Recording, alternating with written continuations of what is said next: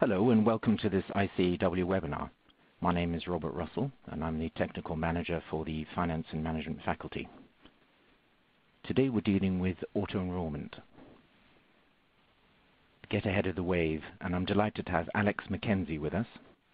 Alex is the Strategic Relationship Manager at Now Pensions, moving there from HSBC and Legal & General before that. We'll be recording this webinar so you can listen again if you missed some of it. Everyone registered for today's webinar will receive a link to a copy of the presentation, which should be uploaded for the beginning of next week. We would encourage you to participate in today's webinar by asking a question. Just let the slides catch up. That's Alex. You can ask a question by typing in the question box and submitting it by pressing on Submit. I'm going to hand you over now to Alex, who's going to talk us through auto-enrollment. Alex. Good morning. Thank you everyone for giving me some of your time this morning. During the next sort of 40 minutes, we're going to look at the impact of auto-enrollment on the small and medium-sized employers in the UK over the next 2 years, and particularly what effect that will have on you guys as service providers in this marketplace. Before we do that, I think it's valuable to look at what the auto-enrollment legislation actually means for employers. When the legislation was brought in, it meant that every employer in the UK who had UK staff had to provide a workplace pension scheme for qualifying staff by a certain date. The date that they had to comply with the legislation was based around the number of employees that they had in their largest payroll as at April 2012. This legislation applies to single shareholder companies where the owner is also an employee, so everybody is included in this. Once the pension scheme is set up, an employer has to enrol all eligible job holders automatically into the pension scheme. An eligible job holder is any worker who is ordinarily working in the UK and is aged between the age of 22 and state pension age and earns over £10,000 a year. Now, these eligible job holders do have the option to opt out of the pension scheme. However, if they do so, they will be automatically re-enrolled 3 years later. So what lies ahead? Really what we want to look at here is the impact that the number of employers staging over the next 2 years.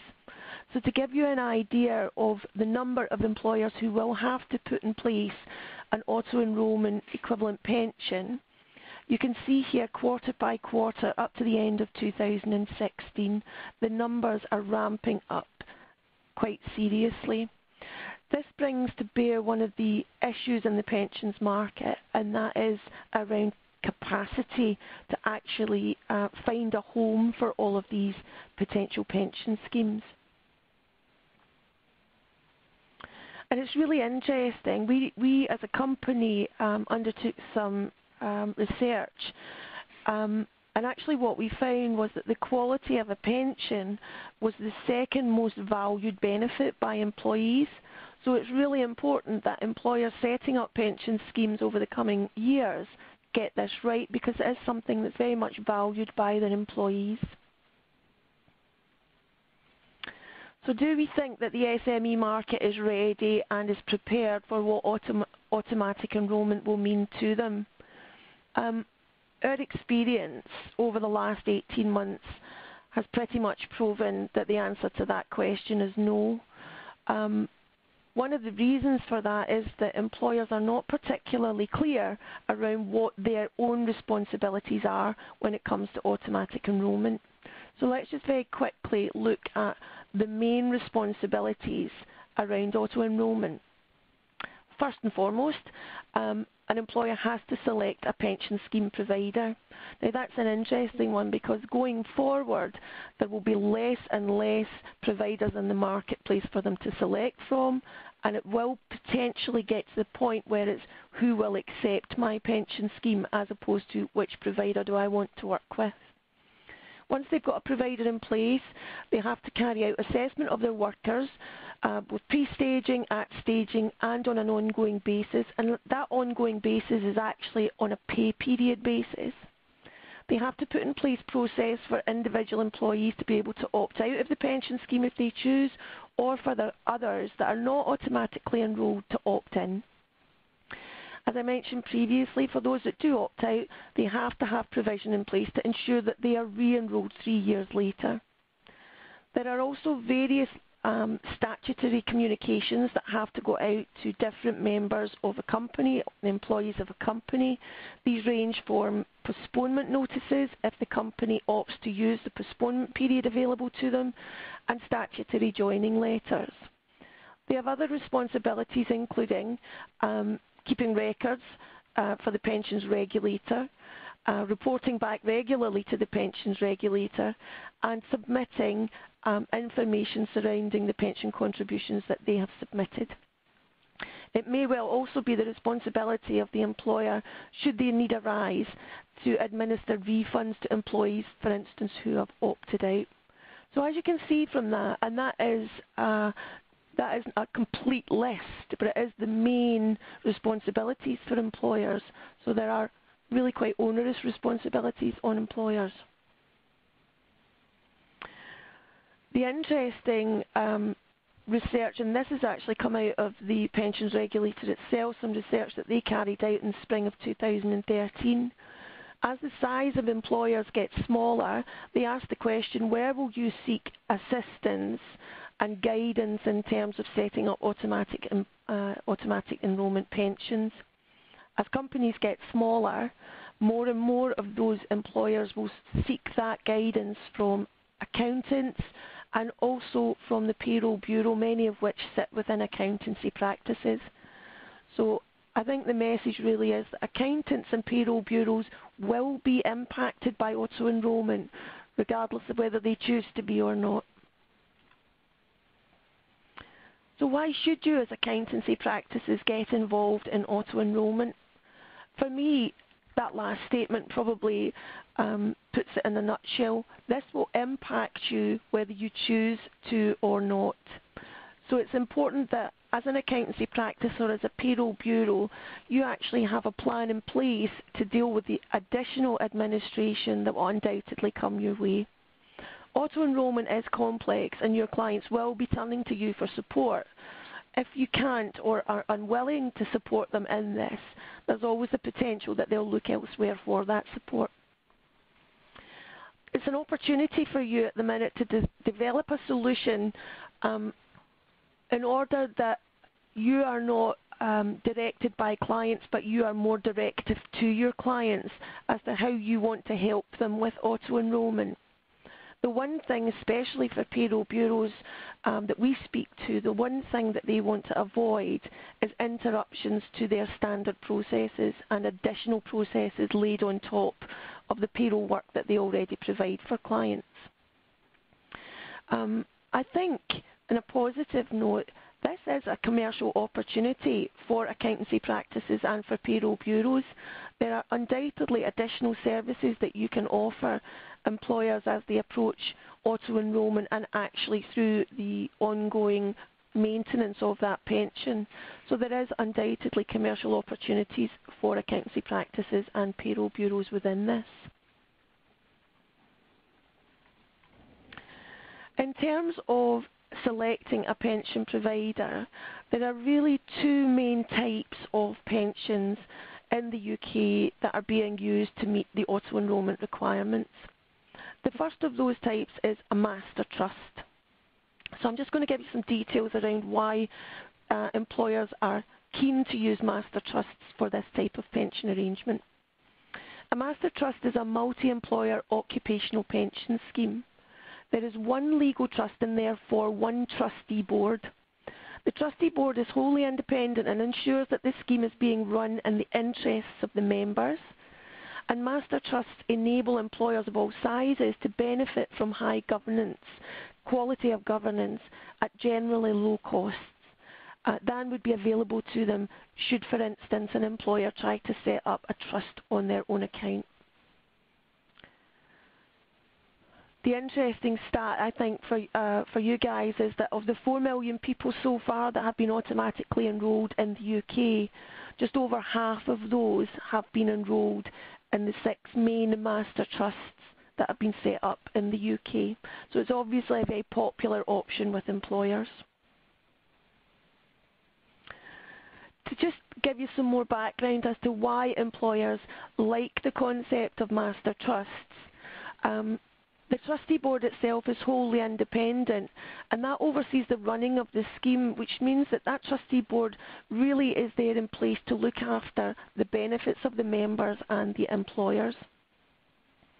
The members have the comfort of knowing that there's an independent body overseeing decisions, such as things like investment decisions, investment strategy, and things like charging structures.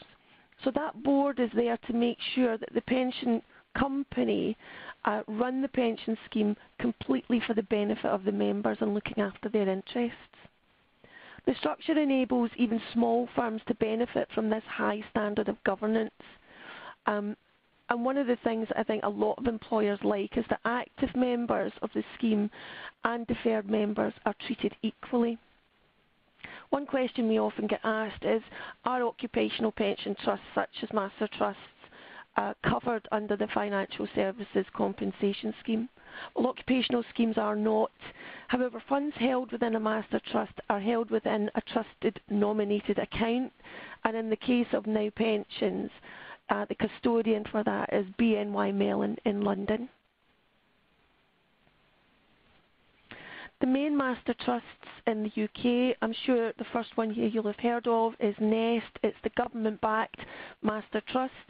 It has a public service obligation, which means that it has an obligation to allow all employers who wish to join the Nest Master Trust. It's been set up with very low charging structure, initial charges of 1.8% plus 0.3% annual management charge and funds under management.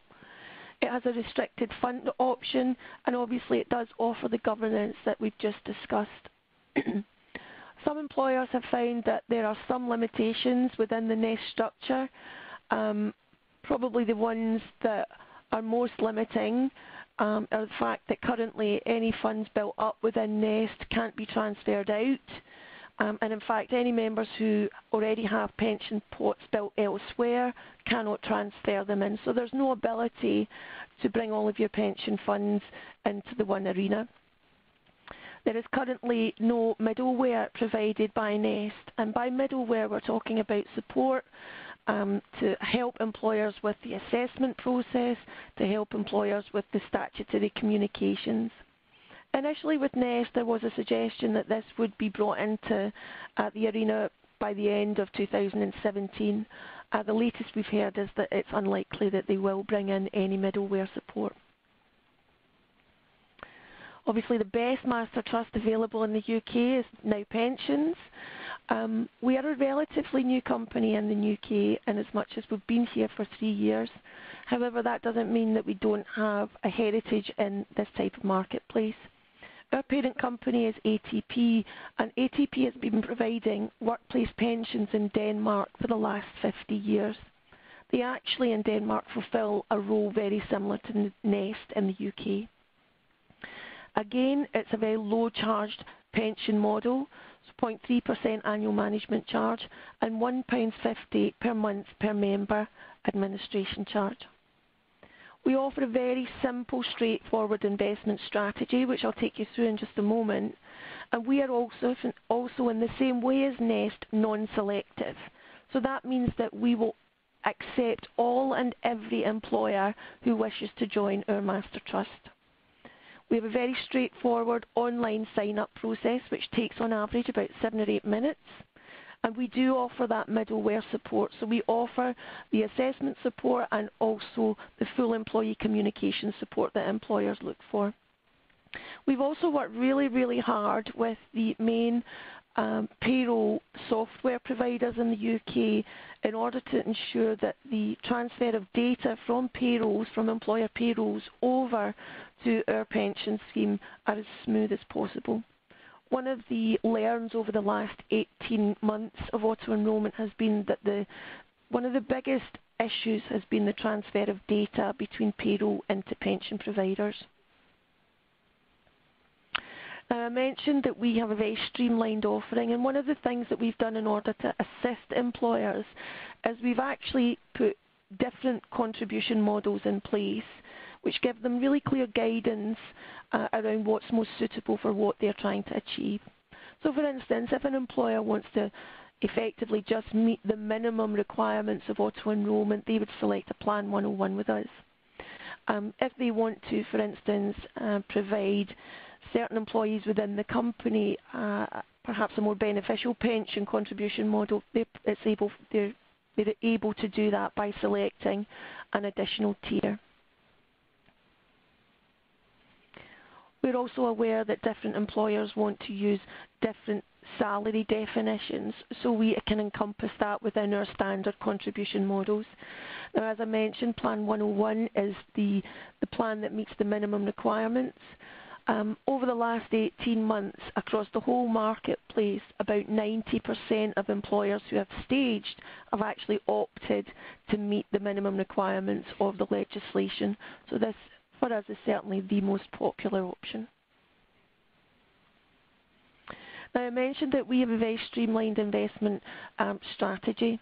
That means that all members who are contributing into the Now Pensions Master Trust in what we would call their growth phase, so that's when individuals are actually building up their pension pot, all of those contributions will be invested into our Diversified Growth Fund. It's a diversified multi-asset portfolio. The target return of the fund is 3% over cash on a 5-year rolling basis.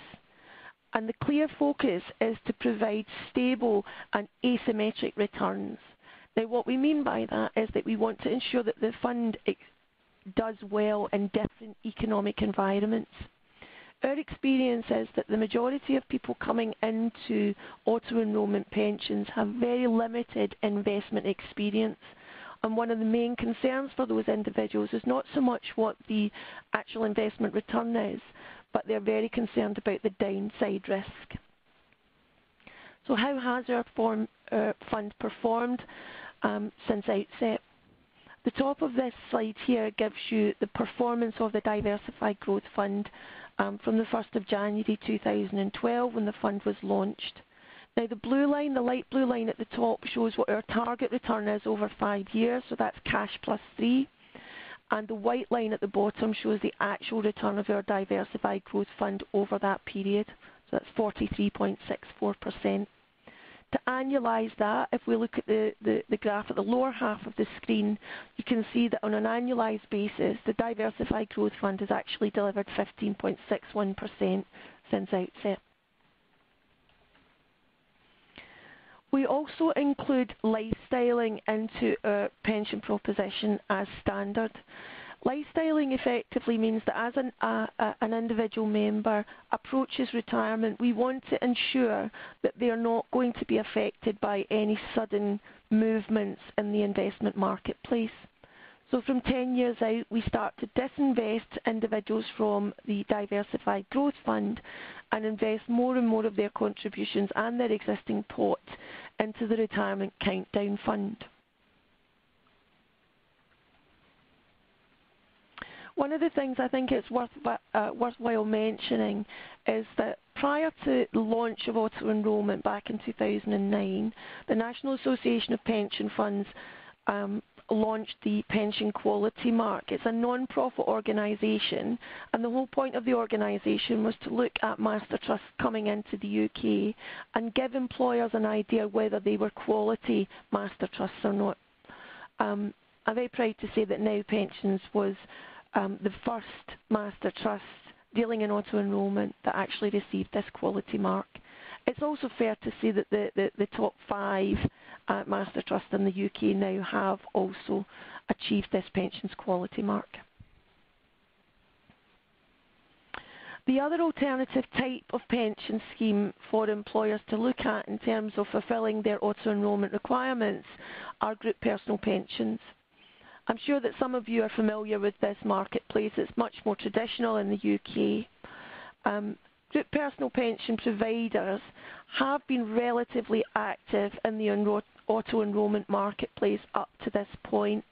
However, I think it's fair to say that they have cherry-picked the employers and the schemes that they are prepared to take on board. One of the things that we've been slightly surprised by is that providers in the GPP marketplace will tell employers that we'll take a section of your workforce, but we won't be prepared to cover all the workforce that need to be covered for auto-enrolment requirements. It's also fair to say that GPPs, or group personal pension plans, probably offer extra choices, added benefits. What I would say is, though, where you've got added benefits and extra choices, that tends to also mean higher costs. They also tend to offer wider fund choice. However, experience has shown that wider fund choice is really only a benefit if there's going to be investment advice given at the same time. Historically, if you look at the group personal pension plan marketplace and look at where members invest their contributions, you'll find that over 95% of members going into a group personal pension plan will invest in the default investment fund, regardless of the fact that perhaps they've got a choice of up to 300 funds to choose from. I think one of the things I think is worth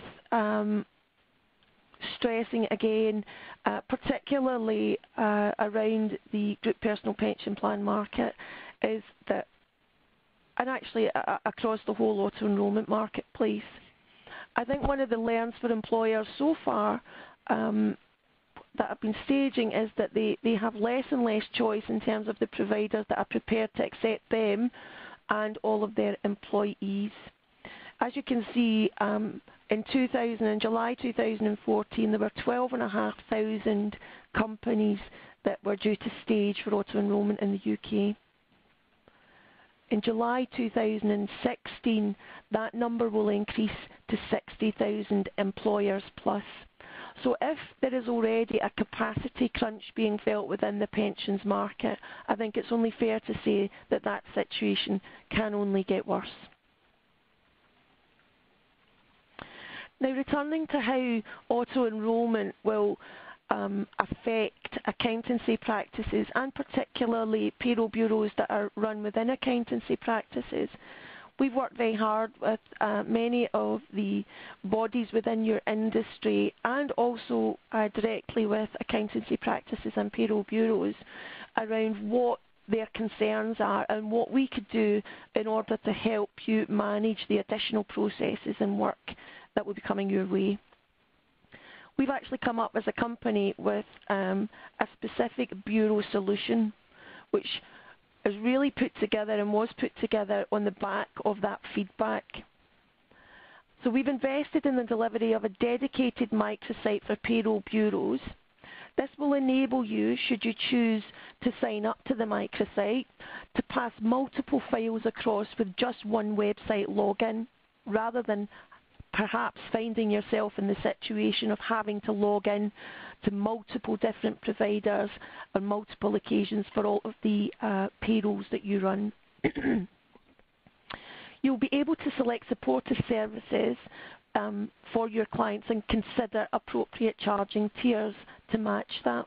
One of the things, or the pieces of feedback that we've received from payroll bureaus specifically, was that they weren't clear what additional costs they could pass on to clients for doing what is quite a considerable amount of additional work. And that's something that as a company we're very happy to support you with the marketing and the strategy behind that. One of the phases that came out, I was very heavily involved in the discussions that we had with payroll bureaus, and one of the very clear messages that came out of those discussions for me was that for payroll bureaus, time is money. So they were very concerned about the additional time element of the additional work that they would have to undertake on behalf of their clients. We actually asked an accountancy bureau that we've been working with, who was already relatively heavily involved with various companies helping them to fulfil their auto-enrolment needs. So we asked them to try and give us an estimate of the additional work that they felt they would have to cover should their clients, should they be helping their clients on an individual basis, perhaps working with multiple different pension providers. So they looked at how much additional work it would cost them if they were running the payroll and creating the work categorization file, which ultimately has to be completed within payroll, then logging on to the website of the chosen provider of that particular client, and then uploading that data onto the pension site. The company came back and said it was a relatively, they had been relatively bullish about it, and said that they felt with the 200 clients that they worked with in terms of payroll, this would take them about an extra 50 hours work per month. When we showed them the Bureau solution and how we could actually manage all of those different processes from the one place, they ran that through and said that they thought that this would save them close on 45, 46 hours a month. So you can understand why they were quite excited about that. We have very much looked at the Bureau solution from how it will work for you as the end user and how you can make it work for you and your clients. I think I'm going to take some of these bits out of order. I think one of the things that we are very aware of is that payroll bureaus want to be in control of when this additional work actually hits the bureau itself. So one of the things that we're very keen, and we do often with bureaus, is we actually and are happy to automatically or set up the automatic pension structure well in advance of when a company is due to stage. This means for a payroll bureau, for instance, you could organise your employers into batches, and we can get those companies set up well in advance so that you are not hit by that tsunami of employer staging in 2016 onwards. We have put together simple benefit models, so that means it's much more straightforward for you and much easier for your clients to understand. One of the biggest pieces of feedback that we receive from accountancy practices and payroll bureaus is the fact that they only have one single place to log in. They don't have, for instance, 50 or 60 different logins and passwords to remember. Now, I know that's a very practical point, but we are, we're in the financial services. We are practical people. It means that, for instance, when you are transferring data on behalf of employers across to the pension provider, i.e. Now Pensions, there's one simple data transfer, so there's one file always in the same format, which makes it much more straightforward for you guys. One of the biggest things that I suspect we didn't actually appreciate how important this would be to payroll bureaus, was that we can allow batched data transfers. So for instance, if you run a payroll bureau and you've got 200 payrolls running in a month and 100 of those are monthly payrolls, you can actually concatenate all of those data files together and upload it to Now Pensions as the one action. Sorry, concatenate is an in-house phrase. It means effectively accordion all of those data transfers together and send it to us as the one action rather as 100 actions. Now, I mentioned for employers, we accept all and every employer. So you'll have the security of knowing that if you work with Now Pensions, you'll have the ability of ensuring that all of the companies that you work with will be accepted. There are various ways that you can work with us in terms of the Bureau solution. The interesting one for us is that the majority of the bureaus, about 75% of the bureaus that we're already working with, have chosen to use us as their default solution. One of the concerns I think that comes from accountancy practices in bureaus is that if they work with one pension provider, does this mean that they're actually offering their clients advice as to which provider to go with? It's very clearly not advice. What you can say to a client is that we work with Now Pensions, and if we work with them, we will be able to complete various actions on your behalf, and we'll be able to do that for a relatively inexpensive amount of additional cost. If, however, the employer chooses not to work with Now Pensions and work through the microsite and does want you to obviously carry out that work on their behalf with a different pension provider, there's nothing to stop that employer choosing that option. What I would say, however, is that if that is additional work for you as a bureau, you may well find that you will have to charge that particular employer slightly higher fees in order to carry out the same functions.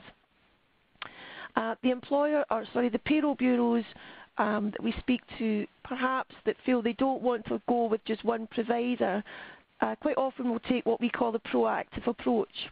That generally means that they'll promote Now Pensions and Nest as the two non-selective providers in the auto-enrolment marketplace, and they'll allow their clients that are staging to choose whichever of those two companies they feel most comfortable with. What I should say is that we have a whole marketing suite around how you deliver the message to your employers, how the employers deliver the messages to their employees, and we have regional partnership managers who would be very happy to meet with you and talk through the various ways in which you can deliver the auto-enrolment services that you want to deliver to your employers. Some Bureau have decided not to work with us, and if that's the case, unfortunately it means that we will not provide them with access to the single sign-on microsite. It's a wee bit buyer beware with bureaus that are deciding to take what we would consider a passive approach.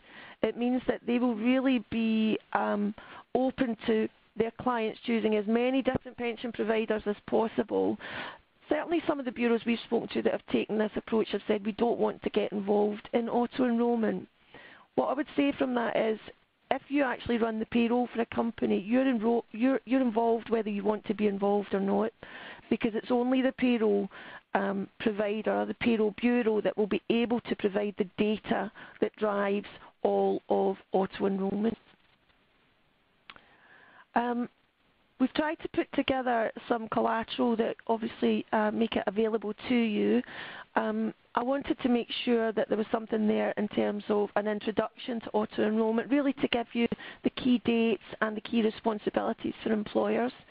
There's a document there about Now Pensions, our heritage and our aims, and specifically auto-enrolment for Payroll Bureau that will give you some more detail around the Bureau proposition that we've got in place. We'd obviously like to hear from as many of you guys, accountancy practices and bureaus, as possible. So if you would like to, please contact my colleague Jason Lee at nowpensions.com.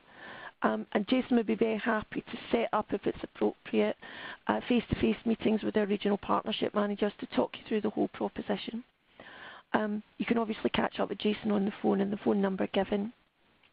Alternatively, you can visit our website, www.nowpensions.com, and that will give you much more insight into what we do and how we do it. And that's me. So, any questions? Thank you very much, Alex, for a succinct presentation of the entire legislation governing auto-enrolment. Yeah. We do have a few questions here, actually. Okay. There's one about and I'm not quite sure if I'm going to pose these to you. If you're unable to answer them, then please just say so. Okay. Well, there's one here which should be quite easy. Can people opt out of this? Yeah.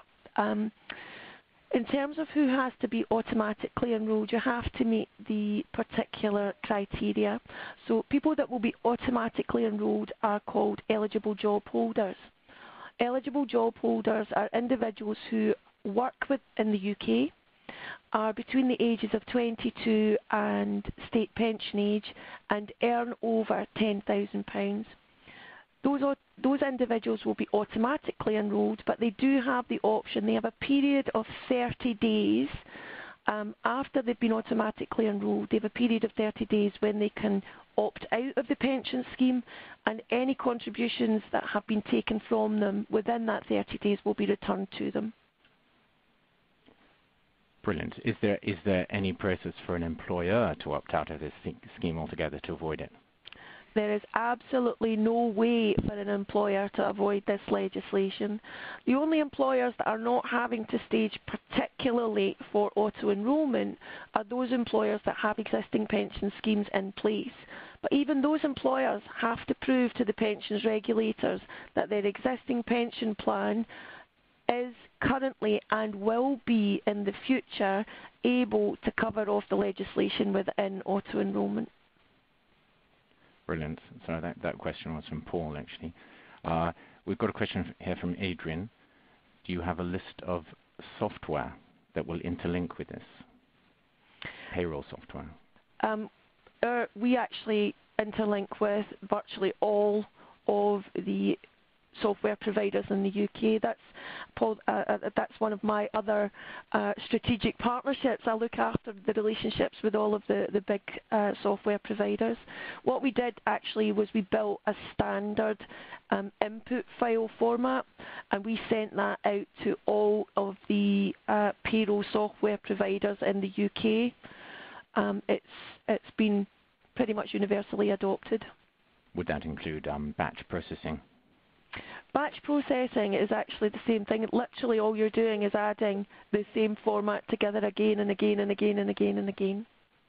Brilliant. We've got another one here about directors of companies. So you've got a small family company where the only people who are working within the company are the directors. They're not registered under PAYE. Now, I think if people aren't under PAYE, there is no need for them to comply because they don't have a PAYE code, so they wouldn't have... Yeah, that's being looked at currently by the pensions regulator, actually, because prior to now, single shareholder employers didn't have to comply. It used to be that you had to actually have more than one employee. Now, one employee also qualifies. I think it's always a good idea. The pensions regulator releases legislative updates, or not so much always legislative, but understanding of the legislation updates on a quarterly basis, and you can register for that, and it's effectively in the form of a newsletter. It's really, really useful to do that because it keeps you up to date as things are clarified as the legislation rolls out. We've got a follow-up question here from Adrian about training. And in fact, we have had quite a few questions on this about ICAEW policy on auto-enrollment. And I know that Now Pensions has kindly sponsored this webinar. There are other providers available. Of course. Sorry, I was just saying that because, but they're saying, do you offer training to people? In what format? Training for firms to offer their clients auto-enrollment, or to companies to understand exactly what it is? Yeah, the regional pensions managers who work for Now Pensions, first stage is that we'll go out and speak to an accountancy practice or a payroll bureau around how they actually want to launch or manage the additional processes around auto-enrollment for their employers. When they sign up to our microsite, they'll have to receive full training, so the RPM will go in, help them to set up the site. Generally, they will be with them through the journey of the first employer, actually staging, setting up their microsite and explaining everything that they need to do. Actually, it's a real joy working with payroll bureaus because they understand payroll, and if you show people within payroll once or twice how to do something, they do it correctly again and again and again, and that really works for us. But we appreciate that the support has to be at the front end of that. And we also have a whole suite of literature and collateral that payroll bureaus and accountancy practices can choose to access and obviously amend to suit their own requirements to roll out their auto-enrolment proposition to their clients in such a way that suits their business. May we just clarify the situation of single... I forgot. I think we've got 4 more questions now on that one. From Rachel and from Jeff and from Adrian about single director companies where the director does not receive a salary, or that's one scenario. And I would think that they probably Well, he wouldn't qualify anyway, because if he doesn't receive a salary, he's not earning over £10,000. If a single director company, however, is registered for PAYE, it pays that person £8,000. Do they have to? No, because you have to meet all of the requirements to be an eligible job holder, which is you have to be between 22 state pension age and earn over £10,000. But the company will still have to register with the pensions regulator, and then yes, yeah. Yeah. Okay, I mean, I think that's the clarification. Yeah. The company must register with pensions reg. Oh, absolutely, because the company, the situation for that individual may change. So 1 year, you actually only have to earn over £10,000 in any one, or the equivalent, the breakdown over any one pay period. So I can't remember what that is in monthly. I used to know the figures, £866, something like that, a month. You only have to earn that once to become automatically entitled to enrolment. And then presumably, if the company is not even registered, then they would face penalties. Yeah, absolutely. And the penalties around this are fairly stiff. So all companies with any employee must register. Yeah. The employee then may not have to be auto-enrolled. Absolutely. Fine. Yeah. Okay, I'm Absolutely. hoping that is quite clear to everybody. There is actually someone who's asking, there are some questions here about, how do they engage with you on this, but presumably they would contact you using that email? Yeah, absolutely. If you could do that, it would be really useful if you could, within the body of the content of your email, mention that you've attended the webinar this morning and you'd like further details, and give us some idea of what the further details are. It's really useful if you can let us know your contact name and address, and we'll get onto that as soon as possible. Brilliant, and I think the slide has just popped up there for people's email. There's Jason's email, but Alex presumably has a similar style of email. I have exactly the same style email, yes. Brilliant, thank you very much. We've got, well, we do have some questions here about providing investment advice, and I'm not quite sure if pensions falls under. I think chartered accountants are allowed, if they're not registered with the FCA, they're allowed to give advice generally about how pensions work, but not necessarily endorse any particular product. Yeah. What I would say around this is it's not endorsing a particular product. What you're saying is we're offering a service to you. You as a client can choose to select that service or choose not to select that service. I think the accountancy practices and the bureaus that we're working with now are actually more comfortable around the fact that we have only one investment strategy, because there is therefore no advice to be given about what fund to choose. I think it can be difficult because employers will ask. I used to work very, very much in the group personal pension plan market, and employers will say, which default fund should I choose? And it's very difficult not to give any guidance on that at all. But it is necessary that you avoid that, because it's quite frankly not your role. We also find that many accountancy practices and payroll bureau have a financial advisor that they work very closely with. So if and when advice is required, it can be sought from there. Brilliant. Angela's asking if you have ethical investment funds. We don't have ethical investment. The Diversified Growth Fund is not an ethical is not a specifically ethical investment fund. But I can, if you go onto our website, it gives you some details of. We're actually rated as, it's not an ethical fund, but that the underlying investments we choose are done on an ethical basis. There's an interesting one here from Samantha asking about if people opt out, how do I know that they are going to be fine in their retirement? I mean, that's a toughie, really. If people, I suppose the basic question there is, if people don't save for their retirement, what will they live on when they get to retirement? Do practices and employers have a responsibility to care for their employees after retirement? I think it's worth bearing in mind that if somebody opts out, of being involved in a pension plan, an auto-enrolment pension plan, they will automatically be re-enrolled 3 years later. So they might escape once, but it's unlikely that they'll escape forever. If I were a betting man, which I'm not, but if I were, and I were to predict some changes in the legislation that will come in the next 5 years, I would think that one of those changes could potentially be the removal of the ability of individuals to opt out of automatic enrolment.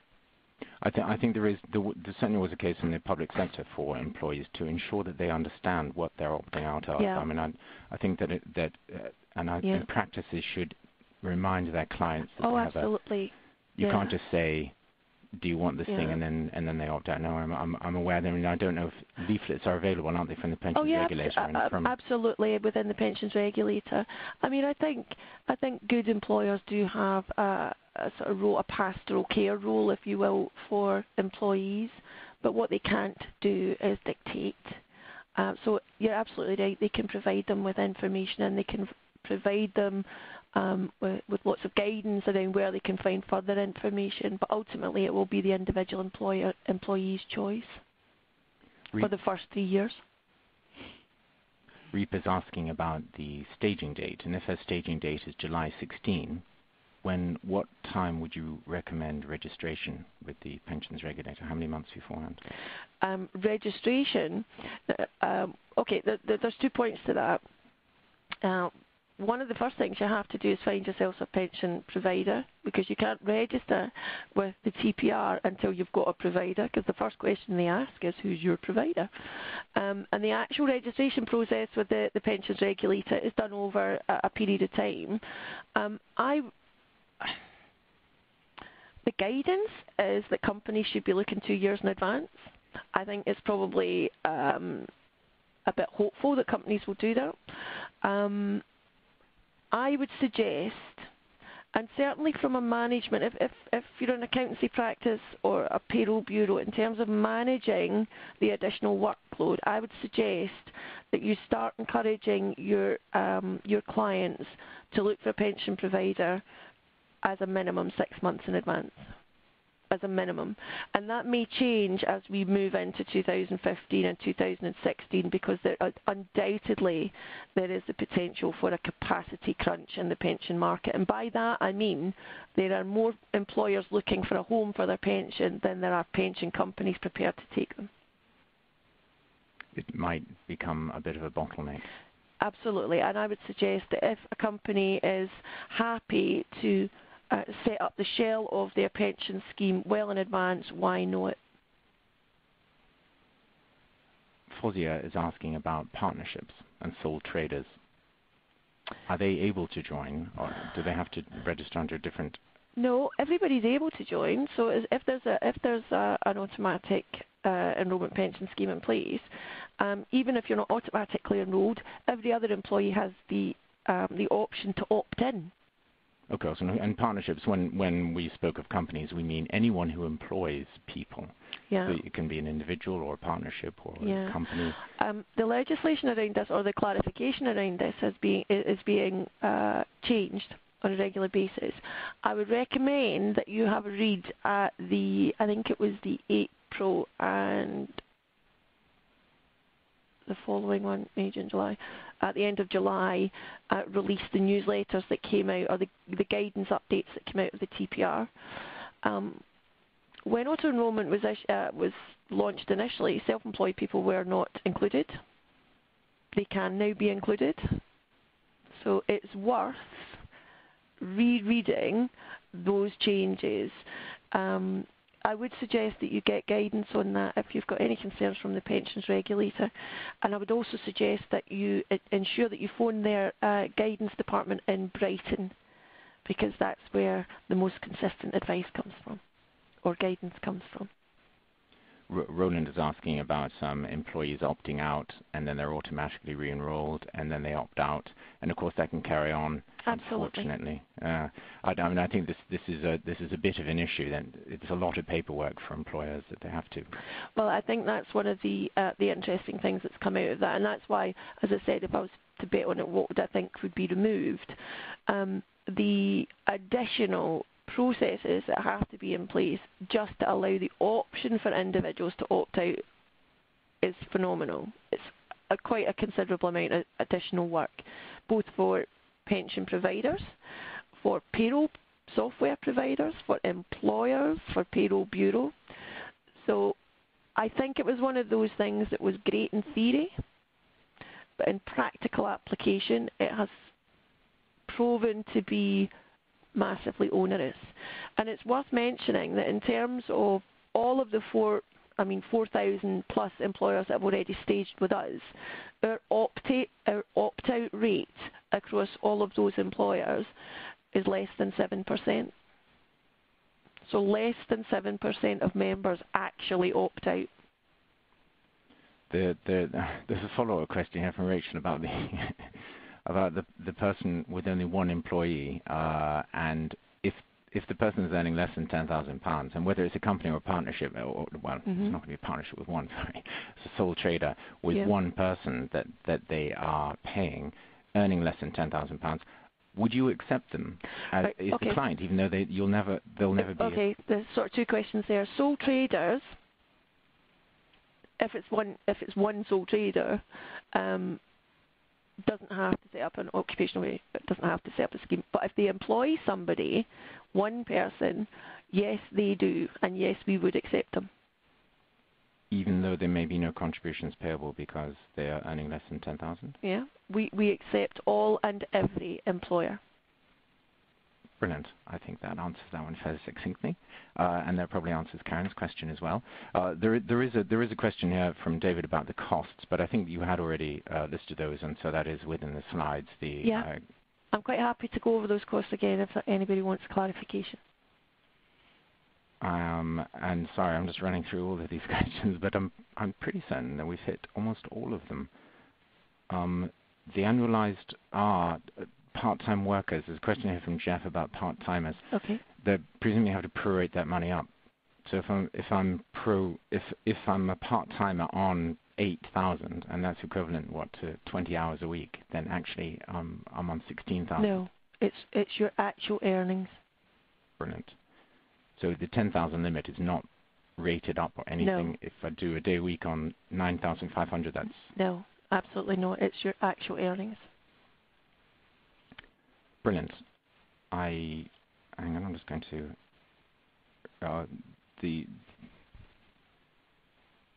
if they earn less than 10,000, can an employee force his employer to register him even though they earn less than 10,000? Well, they don't force them, they can opt in. If an individual, for instance, earns less than £10,000 and doesn't, well, there are three categories of workers. There's eligible job holders, which are automatically enrolled. There are job holders, which are individuals between the ages of 16 and 22, or I hesitate to say 65, but state pension age and 75. If they fall into there and earn more than £10,000, if they opt into the pension scheme, their employer will have to contribute at least the minimum contribution levels on their behalf. If you've got an individual who's between 16 and 22 or is over state pension age and 75 and earns less than £10,000, they can also opt into the pension scheme. However, the employer is not required to make contributions on their behalf. Nice and clear, isn't it? No, I'm aware that it gets very messy at that point. And then actually Melanie was asking about people over retirement age, and you have just answered that. If they're aged under 75, but over state retirement age, fine. There's a question here about how the contributions are collected, but I'm pretty certain that they're deducted from wages and then they're paid over to you separately. Well, your pension provider. Yeah. I can only talk about for us. We are a net pay arrangement, which means that pension contributions are taken from gross salary. So effectively, all tax relief on the contributions are received at source. And then there's a separate payment. It's a direct debit or a... Yeah, it's a direct debit. So you fill in the forms, you post them, fax them, email them. Everything's done online, completely automated. If you imagine the number of employers, I mean, when we get into 2017, there's 400,000 plus employers in the UK that need to stage. If we haven't industrialised and automated this whole process, it will be impossible. Hence why we automate everything. So Sarah's asking if people don't have a contract of service, are they exempt? No, that's an interesting one. There was an update on this, and it's around the fact that you might not have a contract of service, but if you are providing services for more than I can't remember what the percentage is. Effectively, the guidance was that if you've got an individual, you haven't given them a contract of service, but they work pretty much solely for one company providing a particular job to that company, they will have to be included, or the company could be fined. So in fact, there is no. I mean, Sarah is saying that the regulator had said that people with no contract were exempt, but now they are not. They've re-looked at that one, so it's worth. I can't remember the complete detail. It was in one of the. It was one of the guidance updates, certainly this year. So there is a library. If you go onto the pensions regulator, there's a library of all the guidance updates, and it's very useful. It's a newsletter, but it's very helpful to just bring yourself completely up to speed on that. Alex, thank you very much. I'm just going to pose you one more question before we run out of time, and that's about the fees. So if an accountancy practice is recommending you, presume the client covers everything. The accountancy firm would not have to pay for any aspect of putting you in touch with them. Oh, absolutely not. No, we would be the Bureau microsite for accountancy practices and payroll bureaus is of course free. The charges within our pension structure are met. They're actually free to the employer because they're met by the employee. So the 0.3% fund management charge comes from the employee's pot, as does the £1.50 per month administration charge. Brilliant. Thank you very much, Alex MacKenzie, for coming in today and talking us through the whole aspect of auto-enrollment. That's absolutely fantastic. Thank you very much for listening. Thank you. And we hope that you enjoyed this the webinar on auto-enrollment. Please complete the feedback form, which we pushed out to you as soon as we've finished this. And you will receive an email. Everyone who attended will get an email within 24 hours with a link to the recording. Thank you. Thank you all. I hope you have a good week.